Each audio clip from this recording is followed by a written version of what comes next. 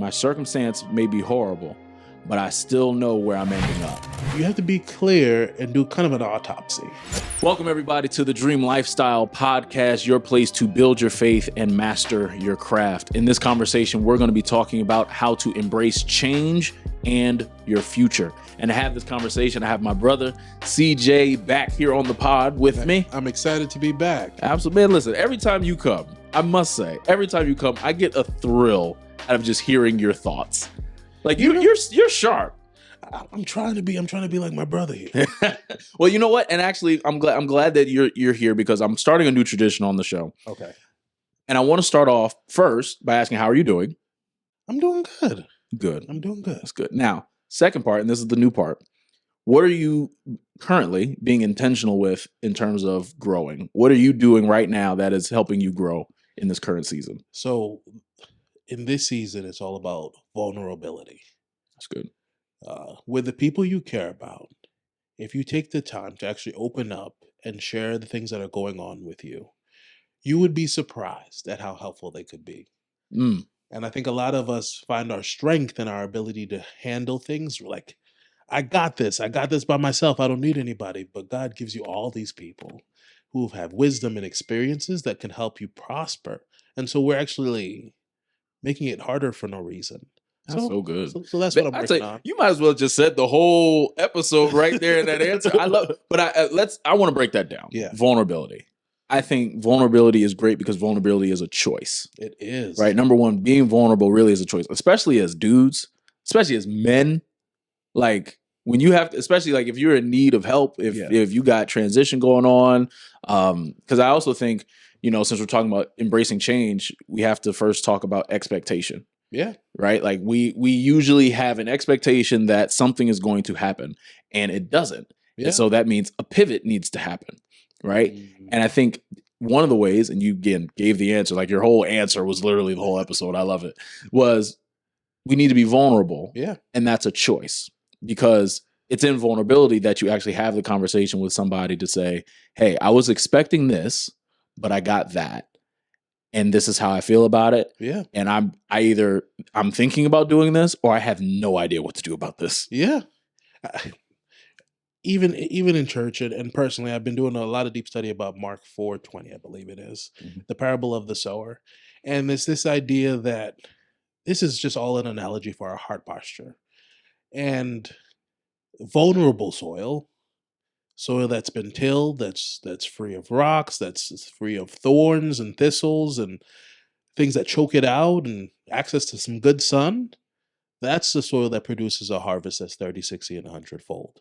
So in the same way, when we have relationships with people where we're vulnerable, where our soil is soft so that they can help us kind of mold the vision that comes after, just better things come from those kind of relationships. When our heart is soft to someone, they can share where we need to grow and encourage us from where we've been, and you can actually receive it.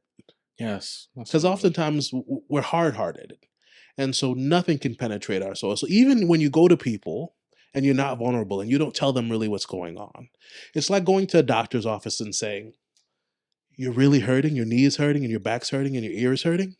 And you're like, the doctor says, what's going on? And you say, I'm all right. Right. I'm all good. Nothing's going on here. Something's wrong. Like, why would you come here today then? Right. No, I'm all right. Well, you've given the person who can help you no clues to what's going on. Yeah. So how can they really diagnose and how can they really direct you in a way that's going to help you? So we come to people who we care about. And we have to give them that soft soil. We need to give them like, man, for me, I'll be very vulnerable. My eating is really bad right now. What does that mean?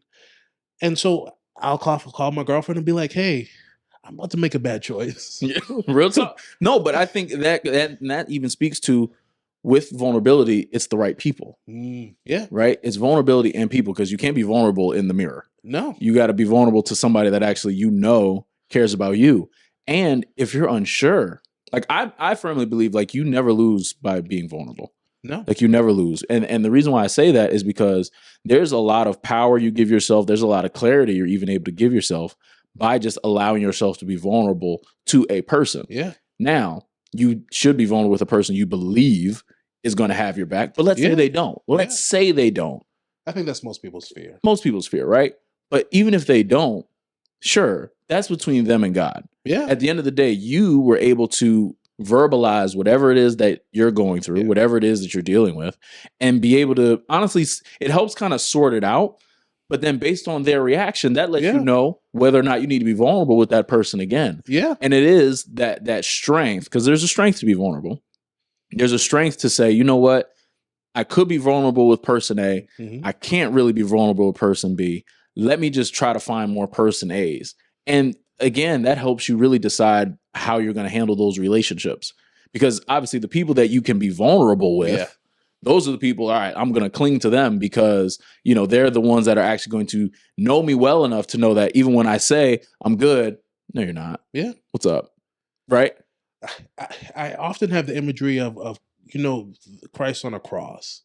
And to me, it's this beautiful love letter that he sent to us about what vulnerability really looks like. It's saying, look, for sins that I did not commit, I stand here naked on a hill, pierced for you.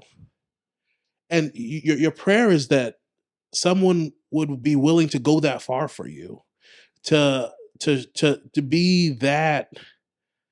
Love is sometimes like a loaded gun that you give to a person and say, please don't shoot me. But when you get to that kind of vulnerability, what happens next is salvation. Like what happens next is redemption. What happens next is a story that we still tell thousands of years later of love and selflessness. So that's what you get for the high cost of being up on a cross on a hill. When you show yourself that way to the people you care about, oftentimes what they'll do is make sure that you're okay. Nice. Oftentimes what they'll do is point you in a direction that makes you better. But you don't get that unless you are willing to kind of put yourself out in that way. And like you said, when it doesn't work, it's okay too. It's just a lesson that we just learned. I'm not going to share with you in that way again, but I'm not sad that I shared with you. Exactly. Like you could still gain something by even just verbalizing it. And that's I think a place where more people need to get to. Because it's like, it's okay. Because at the end of the day, everybody got their stuff. Yeah. Everybody's dealing with something. Everybody had an expectation for one thing and they got another. And so it's a matter of you, and to your point, and you said this earlier in your answer, you can be vulnerable with somebody and they either know of somebody that's been in that situation or they themselves were in that situation and they're able to offer you some sort of help. Yeah. Right. They're able to offer you maybe a resource or able to give you an encouraging word, whatever it is that allows them, or I should say allows them to speak into you. Yeah. Right. To really help you out of that situation. And so even with that, right, how does a person even reach that place in your mind? How does a person even reach that place to say, I'm going to choose to be vulnerable? Two-part question. How does a person reach the place to be vulnerable? Yeah. But then how should a person choose the people to be vulnerable with? I think it's a long road and it's a heavy weight. You choose people who will choose to come and carry that cross with you. And you realize, I think sometimes one of the best things that the devil has in his artillery is isolation. So it's gonna get you to believe that there's no one who can help and there's no way out. There's always a way out. That's a fact. The trick is that you have to start walking. Because eventually somebody's going to be like, whoa, that cross is super heavy. Like somebody has to help him. And those are the people who you want to help you because they realize they're close enough to you. And they're in communication with you enough to make sure that when things get a little dicey, that they can step in and make sure that absolutely okay. And I think even just real life, we were just talking about this earlier. Like for me with planning the symposium, like that's one of the things I know that the devil would try to mess with me with is you know, basically working in isolation. Yeah. Because I'm pretty good when I work by myself. Yeah. If we're being honest, right? Yeah. Like I know how to get stuff done, but I also know that's not necessarily how God has called me to work. Yeah. In order for me to do the things I know he's called me to do, I need people. And even to that point, you know, I was working in isolation for so long that, you stepped in where you basically said, hey, that cross is pretty heavy. Let me see if he's doing all right. And you call me, text me, hey, I know you're working on this. Like, how's it going? How can I help? Like, and I tell you this all the time, like, man, that means the world to me. Just because, that almost gave me, I shouldn't say almost, that gave me the confidence to be vulnerable with you as I plan this major thing, because again, in my case, I'm planning an event. So there's a whole lot of expectation that I have. And there's some parts of that expectation that may get hit. There are some that might not. Right. But like, that's just a possibility. Yeah. But because I know that I can be vulnerable with you about where I'm at with it all, it helps me navigate the work necessary to do what I got to do. Because I know, all right, if anything happens, if I feel away, I can call CJ and I can be honest about, this is where I'm at. Yeah. I'm mad. I'm sad. I'm confused. I'm irritated, whatever. And I know that you're willing to carry that cross with me. Yeah. And I think that is a real life application of everything that we're talking about, for real. And guess what the person who comes along gets? I've gained friendship. I've gained perspective. I've gained understanding. And there's a funny thing that happens when you encourage someone. It's a multiplier. When you encourage someone, oftentimes I'll be saying things to you and be like, me too. Mm-hmm. There's a doubling. What does the Bible say? One can put 100 to one to put 1,000 to flight, two can send 10,000 to flight. Look at that multiplication that happens when you're really working. When you're isolated, you can do a great deal. But there's something special that happens when you get into community with people who genuinely believe in you. Oftentimes those calls look like, here's some perspective on all the things you've accomplished. Facts. let's make sure that you understand that yes, it is a heavy weight, but that you've done things before that are heavier, and that this is a progression, not about perfection. Yeah. It's a process. Right. And I think as we talk about transition and about kind of evolving, if you don't do this first step, it's so crucial of being vulnerable about where you truly are. You can't get to the next step. You have to be able to say you're sad. Right. You have to say I'm struggling. I need help. Because that's the way, that's the access that we get to other people so that they can help us and that they can help push us forward. And then when you start to kind of build the team around you, transitions become a lot less scary. Facts. That's a fact. And it's the people, right? So it's like, I think in what we're talking about, the embracing the change piece is definitely like getting that vulnerability piece down, finding the people. But then I think even embracing your future helps you embrace change, because and this is where I think not enough people spend enough time embracing their potential future. And I believe I know why. The reason being why people don't do that is because it's just a lot easier when God gives you a vision, God gives you a promise, or you just have a really big goal that's in front of you. Yeah. It's so much easier to doubt it. It's so much easier to disqualify ourselves. It's so much easier to, allow the first thought of fear. Like, I experienced this with everyone that I talk to when it comes to their goals. Yeah. Hey, what do you want to do? Well, I really want to do this. I want to open this community center. I want to get out of debt. I want to do this major thing. And their first thought always is having to do with fear and self-doubt. Yeah. One of the two usually are the first thought that pop up when they've identified whatever that big thing is. Yeah. And it's like, okay, cool. Let's roll with that. Like, I'm okay. Like, cool. You doubt yourself. Okay. You're afraid that this could happen. Okay. Let's just do that exact same what if. Let's just do it on the other side. Yeah. Like, let's actually think about what if it works, right? Like I say, and I think other people might say it, where it's like, ask yourself empowering questions too. Yeah. Right? The first questions that most people ask is, well, what if it doesn't work? What if I don't get the funding? What if I fail? What if this? What if that? Well, okay. Keep those same questions, but let's identify the other side, as opposed to always looking at it so one-sided, And I think that's where, once you've been able to identify, this is what my future could look like. This is who I could be, right? This is what I'm capable of. This is what I believe I'm capable of. Yeah. And once you reach, and it's like levels, it's once you say, okay, this is possible, and you just start to rehearse it in your mind over and over and over again, right? For us as the believer, when you really just stay in that secret place and God's just continuing to download into you, you know, I've put greatness in you, even though life looked jacked up. You know, I've called you to be an overcomer, even though your bank account overdrafted. You're rehearsing it mentally. So now you get to a place of just pure confidence that, like, you know what? My circumstance may be horrible, but I still know where I'm ending up. And so that way, when you do set an expectation for today, or you set an expectation for a season, even if it doesn't happen, you still know where you're going to end up. And that causes you to even handle the transition differently.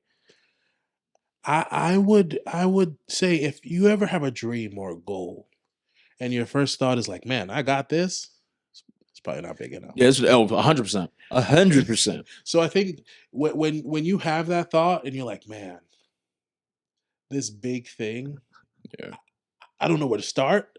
Right. But I feel called to this big thing.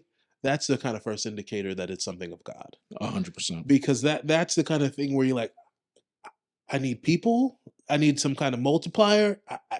It's bigger than me. Yeah. I think I know that's the most scary thing for a lot of people, but I think that's a really good indicator that the thing that you're working on is going to have an impact, because we want to do things that are beyond ourselves. We especially in our generation, we're all kind of striving to leave this world better and make an impact in a way that impacts not just our families. That was the generations before us, but now we want to impact our families, and all the people who are around us. We want to pull them along. Yeah. So I think fear and it being scary is a part of the process too. Oh yeah, because and it's crazy too. Like, I'm just using myself as an example because that's the best example I know. Yeah. People look at everything that I'm doing. They're like, man, like, you're just killing it. Like, you're just so confident. And I'm like, you realize, like, I'd be scared. Yeah. But the thing is, and I talk about this all the time, I deal with fear just like everybody else. Self-doubt is probably the number one. Like, the devil attacks my confidence. But I just know how to respond to it.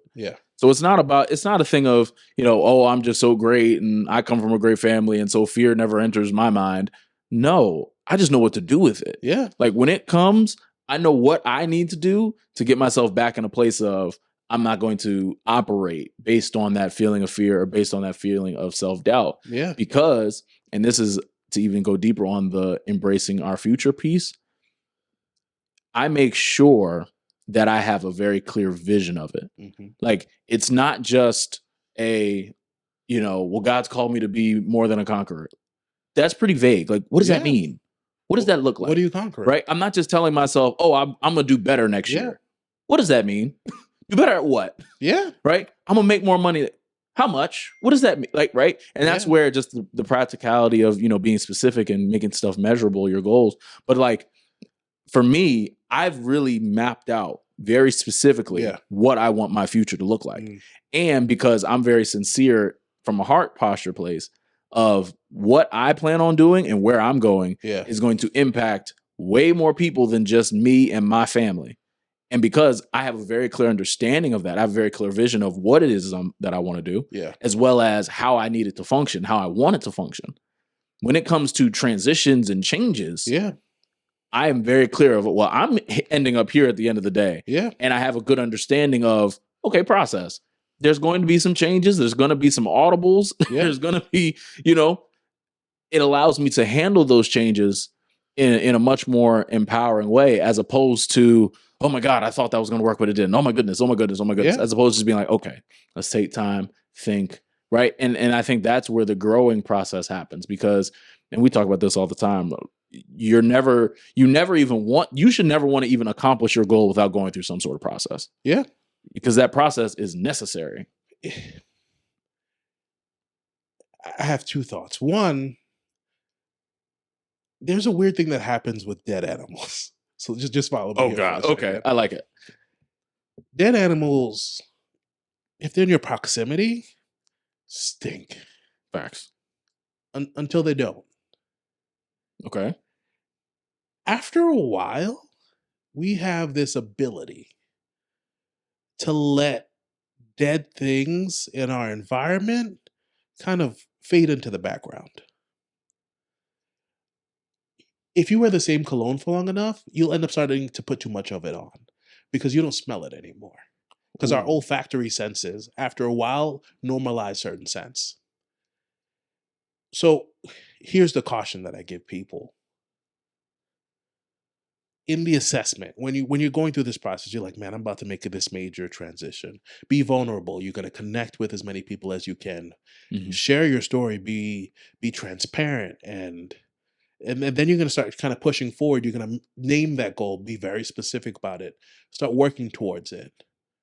But then you have to be clear and do kind of an autopsy. Yes. About the negative thoughts. Yeah. About the sometimes negative people. What's dead around here? That's a that fact. I'm not smelling anymore. Man, that thing breathe. This is why I love having you on the pod. Keep going. I like that. Because you would be surprised at how much you in your environment is, oh, my dad said I'll never be anything. And that dead thought is sitting in your head. And so you're like, you're afraid of what's going on. But God's like, you have a clear direction and a vision. You have all these people who can support you. But that old dead thinking is still in your environment. So you got to do some cleanup. And you have to search through who you are as a person. And this is what it's just a continuation of vulnerability, but search through all the cabinets of your life. And oftentimes you're gonna have to do this work with a professional. Sometimes you got to sometimes you need reinforcements for sure. But when you do this work and you clean up everything, it allows you to start in this transition in a healthier place where your perspective is clearer. Like it's like trying to drive a car where your rearview mirror is blacked out. You just can't see what's going on around you. Like you need perspective. Absolutely. So you need to do the work to find the perspective, to find the dead things. And it's not going to be a fun process because when you find it's not. It's not. When you find that thing that's dead in there, you're not going to like to see what it looks like now. Facts. And then moving forward is about just like putting one foot in front of the other. That's a fact. So once you've done all this work, you're vulnerable, you're attaching yourself to people who can help you. You've done this kind of like just that last minute check. Mm-hmm. Any dead things keeping me bound to this situation.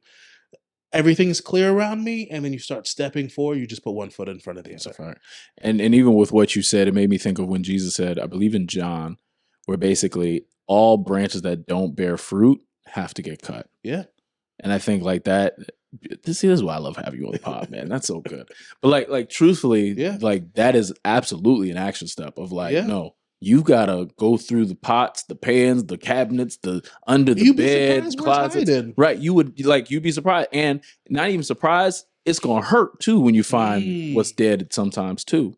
Especially if we talk about people. Yeah.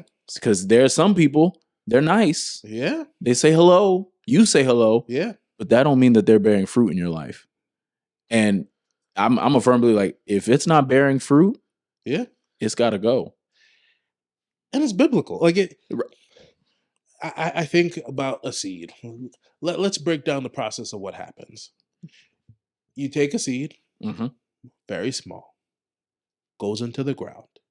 It dies, starts to absorb the nutrients of the soil. We don't even really know how this works. At least that's what the Bible says. We figured out some of the science. And then it starts to grow roots. And then eventually a leaf comes up. Then it develops true leaves, because the first kind of things that come out are not really the real leaf. Right. And then it starts to grow. And it gets out. And the first thing that it has to deal with when it gets into the out of the dirt is this sun. And the sun is good. But here's the problem with the sun. It's hot.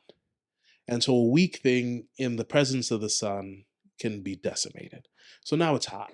And now, okay, things are going really well. It's 10 years later. It's a sapling. It's about 6-7 feet tall.